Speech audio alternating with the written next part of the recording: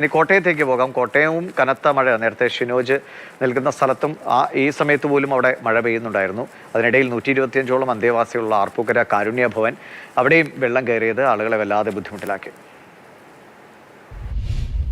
കോട്ടയത്തിന്റെ പടിഞ്ഞാറൻ മേഖലയിൽ വലിയ വെള്ളക്കെട്ടാണ്. നമ്മളിപ്പോൾ നിൽക്കുന്നത് ആർപ്പൂക്കരയിലാണ്. ആർപ്പൂക്കര മെഡിക്കൽ കോളേജിന് സമീപത്തായി പ്രവർത്തിക്കുന്ന കാരുണ്യ ഭവനിലാണ് ഇവിടെ നിൽക്കുന്നത്. അസീസി കാരുണ്യ ഭവനിലാണ്. ഏകദേശം 125ഓളം അന്തേവാസികളുള്ള സ്ഥലമാണ്. ഇവിടെ ഇന്നലത്തെ ഈ മഴയിൽ പൂർണ്ണമായും വെള്ളം കയറി. താഴത്തെ നില പൂർണ്ണമായും വെള്ളത്തിലാണ് എന്ന് തന്നെ പറയേണ്ടി വരും. ഈ സമയത്തായിരുന്നു വെള്ളം കയറി. ഒരു മണിയോടുകൂടി ഫുള്ളായിട്ട് ഇവിടെ കയറി വെള്ളം. ഈ താഴത്തെ നിലയിലുണ്ടായിരുന്നവരെല്ലാം ഞങ്ങളപ്പം ഗ്രൗണ്ട് ഫ്ലോറിലുണ്ടായിരുന്നവരെല്ലാവരും മുകളിലേക്ക് മാറ്റി. ഇത്രയും വെള്ളം ആദ്യമായിട്ട് കാണുക. പക്ഷെ ഇത്രയും വെള്ളം കയറിയില്ല, കുറച്ച് വെള്ളം. പള്ളിയും അവിടെ മാത്രമേ കയറിയുള്ളൂ. ഇപ്പൊ ഈ വർഷം ഈ 3 വാർഡിലും ഫുള്ള് കയറി. 3 വാർഡിലായിട്ട് മൊത്തം എത്ര പേരുള്ളതാണ്? 30ഓളം പേര് ഉണ്ട്. ഇത് ഒരു വാർഡാണ്.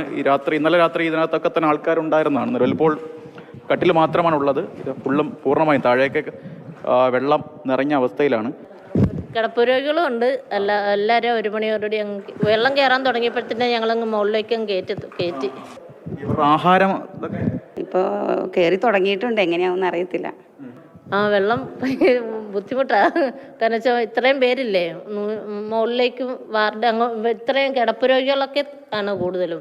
അപ്പം അവരെങ്ങനെ മുകളിലേക്ക് കയറ്റി അവർ തിങ്ങിക്കിടക്കുക ഇപ്പം മുകളിൽ. അതുകൊണ്ട് പാടാ. ഇപ്പം 125 പേരുള്ള ഒരു അന്തേവാസികളുള്ള ഇടമാണ്. ഇവിടെയൊക്കെ തന്നെ ഇത്തരത്തിൽ മുകളിലേക്കാണ് നിലവിൽ ഇപ്പോൾ ഈ താഴെ ഉള്ള രോഗികളെയൊക്കെ തന്നെ മുകളിലേക്കാണ് നിലവിൽ ഇപ്പോൾ മാറ്റിയിരിക്കുന്നത്. എന്തായാലും ഏറ്റവും കൂടുതൽ പ്രശ്നം കോട്ടയം ജില്ലയിൽ അനുഭവിക്കുന്നത് ഈ വെള്ളക്കെട്ട് കാരണം ഏറ്റവും കൂടുതൽ പ്രശ്നമുള്ളത് പടിഞ്ഞാറൻ മേഖലയാണ്. അതിൽ ഉൾപ്പെടുന്ന ഒരു പ്രദേശം കൂടിയാണ് ഈ ആർപ്പൂക്കര എന്ന് പറയുന്നത്. ഈ 2018 സമാനമായി ഇത് വെള്ളം കയറിയിട്ടുണ്ടായിരുന്നു.